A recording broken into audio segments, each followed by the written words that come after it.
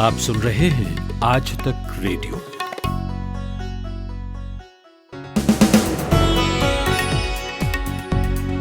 तेईस सितंबर है आज तक रेडियो पर यह है दिन भर और मैं हूं कुलदीप मिश्र। सुशांत सिंह केस में बयानबाजी से चर्चा में आए बिहार के डीजीपी गुप्तेश्वर पांडे ने रिटायरमेंट ले लिया है और अब राजनीति में उतरने की तैयारी है। तो थोड़ा पीछे चलेंगे, उनके बारे में कुछ बातें आपको बताएंगे।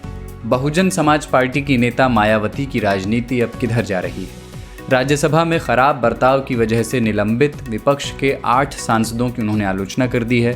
थोड़ी आलोचना वो सरकार की भी कर रही हैं, थोड़ी विपक्ष की भी। तो समझेंगे कि ये रिश्ता क्या कहलाता है। और लद्दाख जो खुशियां मना रहा था 370 के प्रावधान हटाए जाने पर, अब एक चुनाव के बहिष्कार की तैयारी कर रहा है। मसला वही है कि 370 के साथ जो विशेष अधिकार चले गए वो केंद्र सरकार हमें वापस दे। इस पर भी बात करेंगे, लेकिन पहले हेडलाइंस।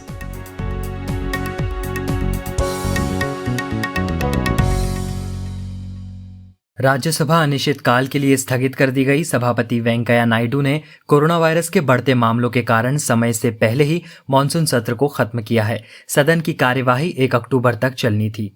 दिल्ली के उप मुख्यमंत्री मनीष सिसोदिया को कोरोना संक्रमण के बाद सरकारी लोकनायक जयप्रकाश अस्पताल में भर्ती कराया गया है। 14 सितंबर को हल्का बुखार होने के बाद उन्होंने कोरोना टेस्ट कराया था, जिसकी रिपोर्ट पॉजिटिव आई है। पिछले 24 घंटों में 83,000 से ज्यादा नए कोरोना मामले दर्ज किए गए हैं और 1,085 लोगों की मौत हो गई है। हालांकि भारत दुनिया भर में रिकवर्ड केसेस के मामलों में सबसे टॉप पर है।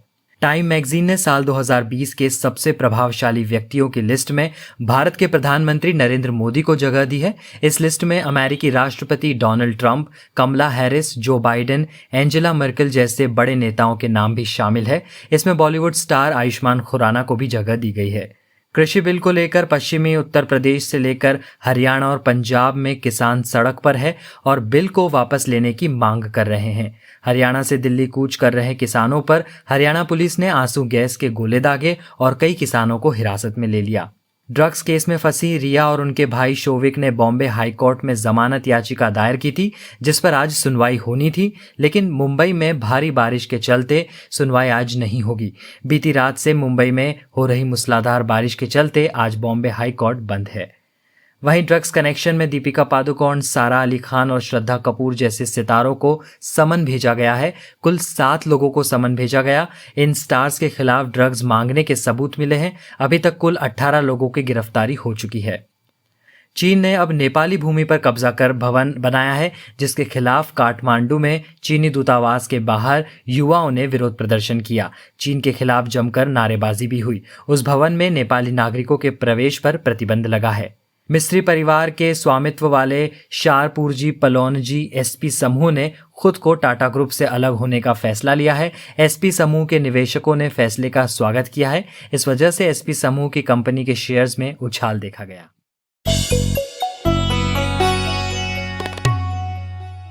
आप आज तक रेडियो सुन रहे हैं और इस पॉडकास्ट का नाम है दिन भर और मैं हूं कुलदीप मिश्र। ये गाना अब बिहार में जल्द ही सुनाई देगा। देखना यह है कि बक्सर में सुनाई देता है या वाल्मीकि नगर में, और लड़का सब नाचेगा इस पर। बिहार के डीजीपी गुप्तेश्वर पांडे अब रॉबिन हुड हो गए हैं, और रॉबिन हुड का मतलब आप बूझते ही हैं। वही आजकल रॉबिन हुड होता है जो राजनीति में होता है। बिहार में सुशांत सिंह राजपूत केस पर बड़े मुखर रहे, बिहार सरकार को डिफेंड करने वाले, महाराष्ट्र सरकार पर अटैक करने वाले और रिया चक्रवर्ती पर विवादित बयान देने वाले डीजीपी गुप्तेश्वर पांडे ने वीआरएस ले लिया है, यानी मर्जी से रिटायरमेंट ले लिया है। और खबरें हैं कि अब वो पॉलिटिक्स में एंट्री की तैयारी कर रहे हैं। उन्होंने अपनी ज़ुबान से कुछ नहीं कहा है, लेकिन खबरें हैं कि जेडीयू उन्हें या तो विधानसभा या लोकसभा उपचुनाव का टिकट दे सकती है। लेकिन अपनी लॉन्चिंग उन्होंने पूरी तैयारी के साथ की है। गाना वाना भी रिलीज़ हुआ है बाकायदे, जो भी आपने सुना। हमारे आज तक रेडियो के साथी रोहित कुमार सिंह पटना में रहते हैं, बिहार की पॉलिटिकल खबरों पर पैनी नज़र रखते हैं। उनसे मैंने बात की और उनसे पूछा कि क्या माहौल है इस खबर को लेकर बिहार में। गुप्तेश्वर पांडे चुनाव कहां से लड़ने वाले हैं? देखिए, ये दूसरी बार ऐसा हुआ है कि जब गुप्तेश्वर पांडे ने पुलिस सेवा से वीआरएस लिया है, और वीआरएस लिया है चुनाव लड़ने के लिए। हालांकि गुप्तेश्वर पांडे ने जब आज मीडिया कर्मियों से बात की तो उन्होंने इस बात का खुलासा नहीं किया कि उनकी आगे की रणनीति क्या होने वाली है, लेकिन मैं आपको बताऊं कि ये बात बिल्कुल अब लगभग स्पष्ट है कि वो या तो बिहार विधानसभा चुनाव लड़ेंगे या फिर जो बाई इलेक्शंस होने वाले हैं वाल्मीकि नगर सीट से, उस पर वो चुनाव लड़ सकते हैं। लेकिन ज्यादा जो संभावना जताई जा रही है वो ये कि वो वाल्मीकि नगर पार्लियामेंट्री कॉन्स्टिट्यूएंसी जो है, जो रिक्त हुआ था इसी साल फरवरी में, जहां पे जेडीयू के सांसद बैजनाथ प्रसाद महतो की मौत हो गई थी, निधन हुआ था उनका, उसके बाद वो सीट रिक्त है। तो ज्यादा जो अब आसार इस बात के लग रहे हैं कि वो लोकसभा बाई इलेक्शन लड़ सकते हैं। रोहित, इससे पहले भी 2009 में गुप्तेश्वर पांडे ने वीआरएस लिया था और राजनीति में एंट्री के मकसद से ही लिया था, पर वो कोशिश नाकाम कैसे हो गई थी, वो स्टोरी क्या है? 2009 में पुलिस सेवा से गुप्तेश्वर पांडे ने वीआरएस लिया था और उस वक्त वो अपने गृह जिले यानी कि बक्सर पार्लियामेंट्री कॉन्स्टिट्यूएंसी से चुनाव लड़ने के लिए इच्छुक थे और उन्होंने बीजेपी से संपर्क भी साधा था। और इस बात की उन्हें उम्मीद थी उस वक्त 2009 में, जब उस समय के तत्कालीन बीजेपी सांसद बक्सर के थे लालमुनि चौबे की पार्टी उनका टिकट काट के, गुप्तेश्वर पांडे को उम्मीद थी कि उन्हें टिकट मिल जाएगा, लेकिन ऐसा हो नहीं पाया और लालमुनि चौबे को टिकट मिला, वो फिर से सांसद बने थे। तो ऐसे में 2009 में जो उनका पहली कोशिश थी गुप्तेश्वर पांडे की राजनीति में एंट्री करने की, चुनाव लड़ने की, वो एक असफल कोशिश कह सकते हैं, क्योंकि उन्हें बीजेपी से टिकट नहीं मिला, वो चुनाव भी नहीं लड़ पाए। हालांकि 9 महीने के बाद हम लोग जानते हैं कि दिसंबर 2009 में उन्होंने अपना वीआरएस फिर वापस ले लिया था। नीतीश कुमार सरकार से उन्होंने आग्रह किया था, नीतीश कुमार ने जब मंजूरी दी तो फिर वो वापस पुलिस सेवा में आ गए थे। और ये दूसरा मौका है जब अगले साल फरवरी में उनकी रिटायरमेंट होना था और रिटायरमेंट से पहले उन्होंने फिर से एक बार वीआरएस लिया है चुनाव लड़ने के लिए। तो कहीं ना कहीं हम देख सकते हैं कि अपने पुलिस के पूरे कैरियर में गुप्तेश्वर पांडे शायद इकलौते ऐसे पुलिस अधिकारी हैं बिहार में जो अपने पुलिस कैरियर के दौरान राजनीति से उनका काफी संबंध रहा है और वो हमेशा से चुनाव लड़ने के लिए इच्छुक है। और अब हम देख रहे हैं जिस तरीके से उन्होंने 5 महीने पहले ही वीआरएस ले लिया है और पूरे गाजे बाजे के साथ जो है उनकी जो है राजनीति में एंट्री होने वाली है। रोहित, थोड़ा इनके बैकग्राउंड के बारे में भी बताएं कि फैमिली बैकग्राउंड क्या रहा है और पुलिस सेवा में ये किस लिए जाने गए, इनके करियर के हाइलाइट्स क्या रहे हैं? देखिए, बक्सर के रहने वाले हैं मूल निवासी गुप्तेश्वर पांडे और 1987 बैच के आईपीएस अधिकारी हैं।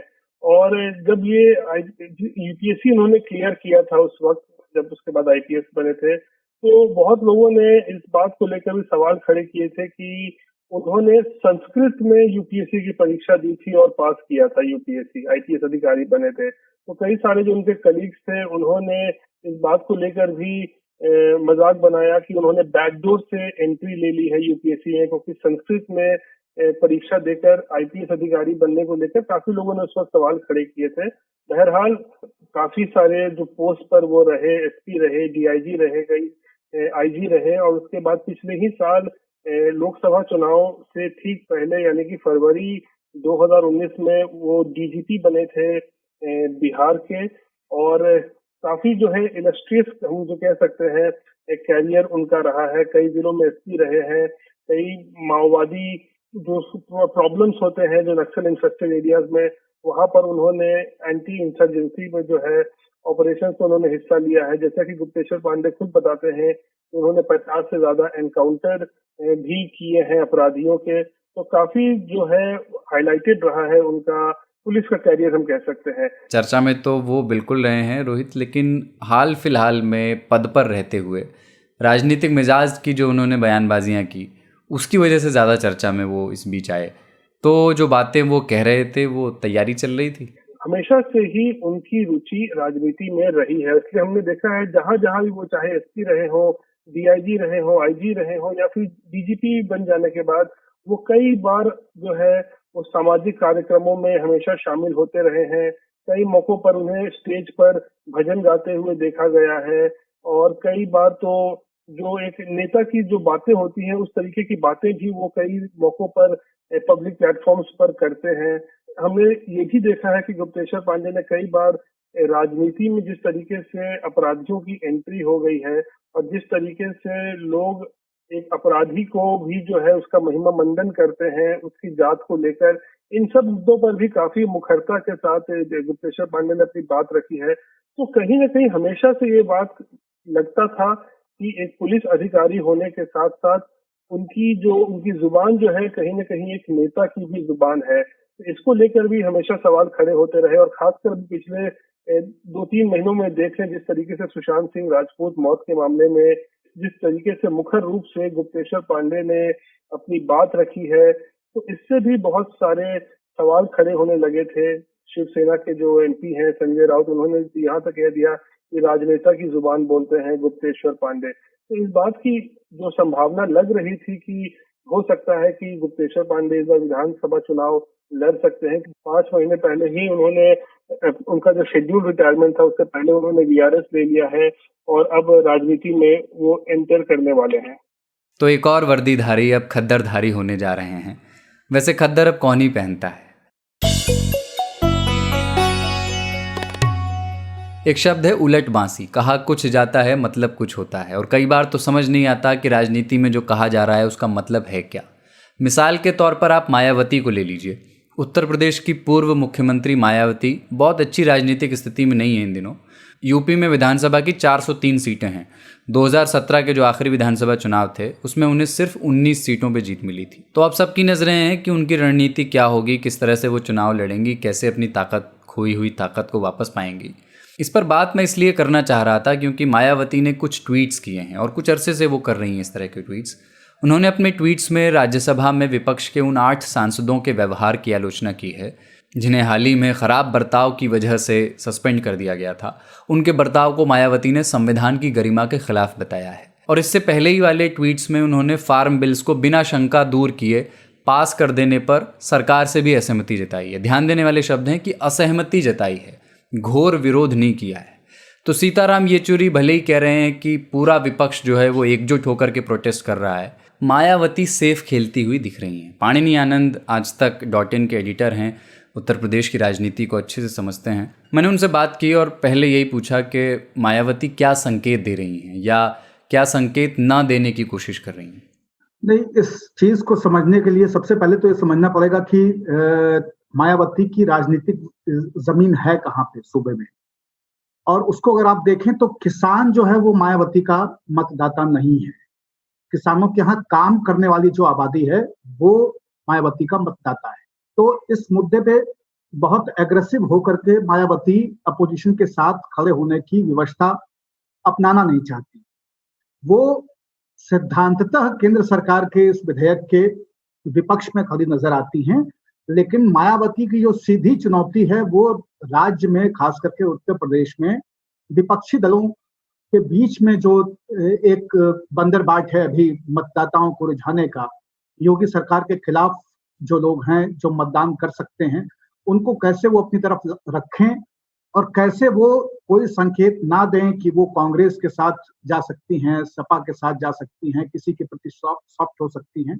इन सारी चीजों से वो बचना चाहती हैं। तो मायावती के संकेत जो हैं वो दो तरफा हैं। इसलिए आप देखिए कि उनका ट्वीट भी बहुत मिसलीडिंग है। उसमें दोनों तरह की बातें मिलती हैं। वो 8 सांसदों का भी विरोध कर रही हैं और विधेयक का भी विरोध कर रही हैं। वो योगी सरकार की आलोचना भी कर रही हैं और उसके साथ साथ वो विपक्ष के सांसदों की भी आलोचना कर रही हैं। तो मायावती एकला चलो रे के संदेश के साथ में आगे बढ़ रही हैं और राज्य में विपक्षी दलों की जो सक्रियता पिछले कुछ समय में बढ़ी है, अचानक से देखने को मिल रही है कि कांग्रेस काफी समय से सक्रिय है, कई मोर्चों पे दिखाई दे रही है। समाजवादी पार्टी ने भी अपने नए दोस्त बनाने शुरू कर दिए हैं छोटे छोटे राजनीतिक दलों के साथ में। तो मायावती की बेचैनी दो तरफा है। पाणी जी, मायावती की अपनी जो राजनीतिक इक्वेशन है वोट बैंक के लिहाज से, मतलब अभी तो समय है चुनाव में, लेकिन राजनीतिक हालात क्या इशारा देते हैं कि अपनी इक्वेशन को मजबूत करने के लिए मायावती के लिए क्या गठबंधन जरूरी हो गया है? मायावती किसी गठबंधन में जाएंगी कि नहीं ये कह पाना अभी बहुत जल्दबाजी है, क्योंकि अभी लगभग 13 वर्षों का समय पड़ा हुआ है उत्तर प्रदेश के चुनाव में, और गठबंधन में मायावती अगर जाने का तय भी करती हैं तो वो अंतिम 6 महीनों में होगा या फिर चुनाव के बाद में होगा।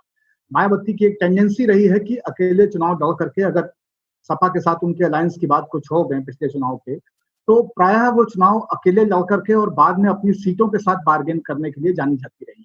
इससे मायावती को दोहरा फायदा होता है। एक तो हर सीट पे वो अपना कैंडिडेट उतार पाती हैं, उससे उनके संगठन को और उनकी पार्टी को जितने तरह के लाभ ग्राउंड से मिलने चाहिए, कैंडिडेट्स के चयन से लेकर के और पार्टी के कार्यकर्ताओं को एक्टिवेट रखने तक, वो सारे लाभ उनको मिलते हैं और फिर बाद में वो एक बेटर बार्गेन की स्थिति में होती है।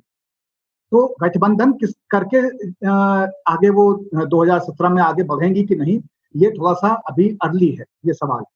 और ये भी बात है कि मायावती की राजनीति के पतन की कहानी बार बार लिखी जाती है। 2017 विधानसभा चुनाव के बाद कहा गया, 2019 विधानसभा चुनाव के बाद कहा गया कि बसपा में अब कुछ नहीं बचा है, लेकिन जेन्युइन संकट दिखता भी है 2017 चुनाव के बाद से।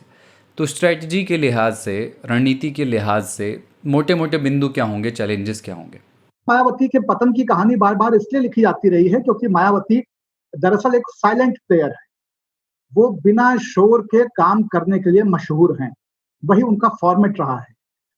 मायावती के यहाँ अगर आप बसपा के चुनावी तैयारियों को देखें, जीत और हार को किनारे रखें, तो हमेशा 2 साल पहले चुनाव की तैयारी इस पार्टी में शुरू हो जाती है।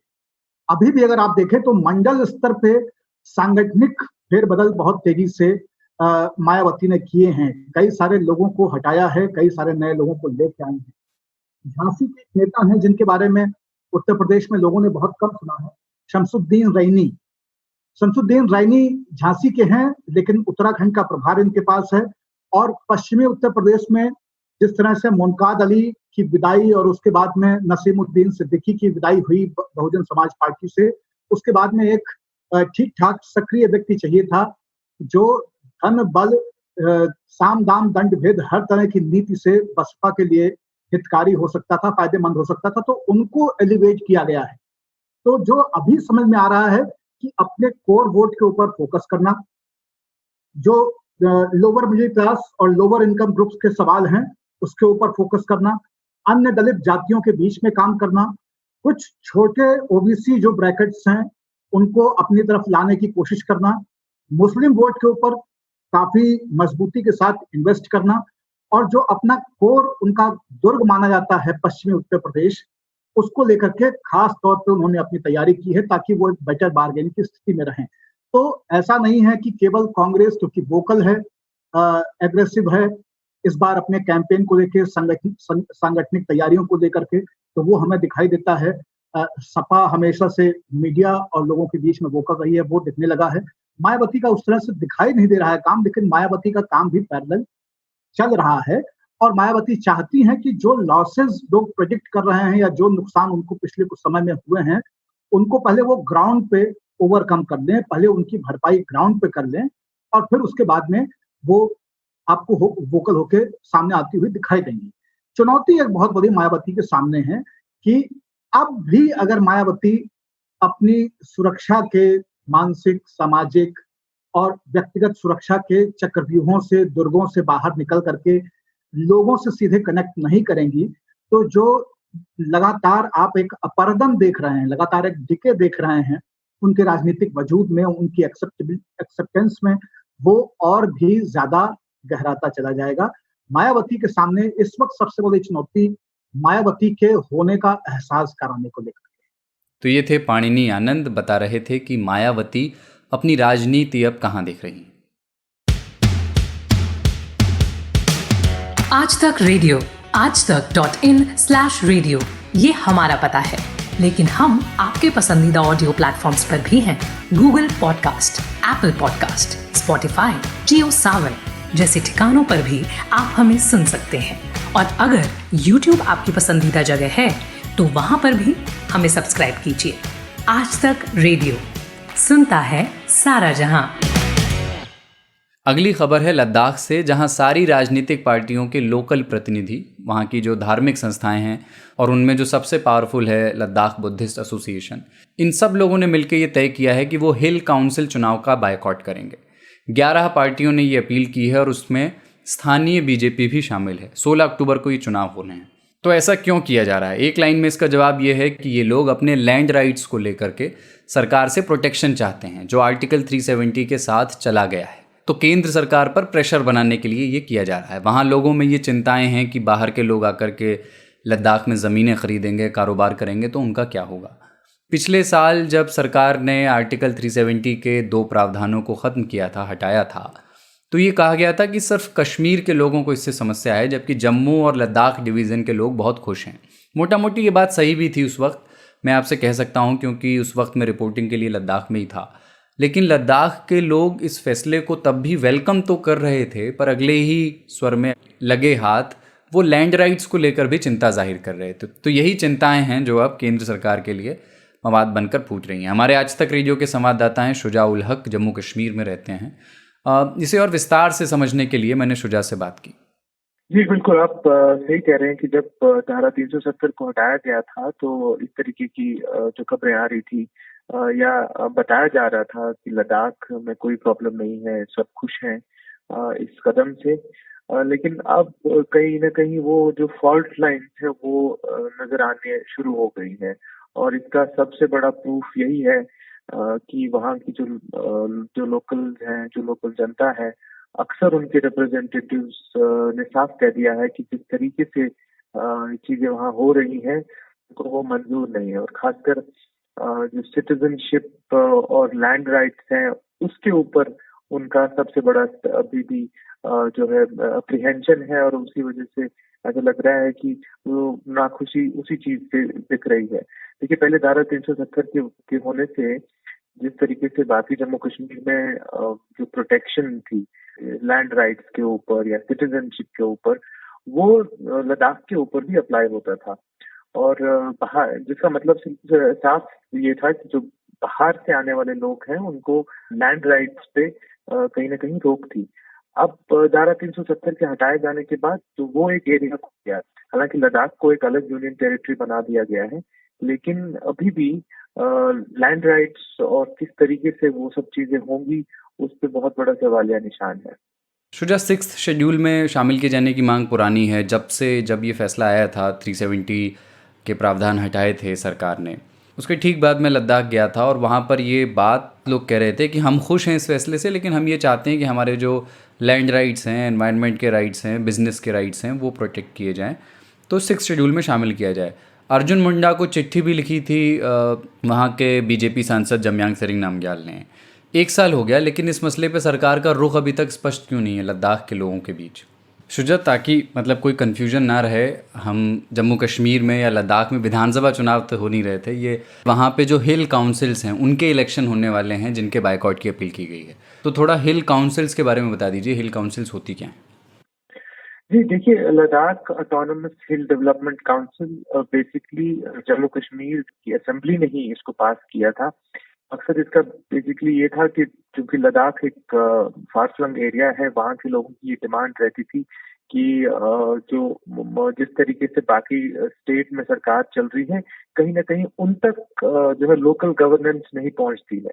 तो उस लोकल गवर्नेंस को मद्देनजर रखते हुए उस वक्त की सरकार ने लद्दाख ऑटोनमस हिल डेवलपमेंट काउंसिल का एक कॉन्सेप्ट लाया था।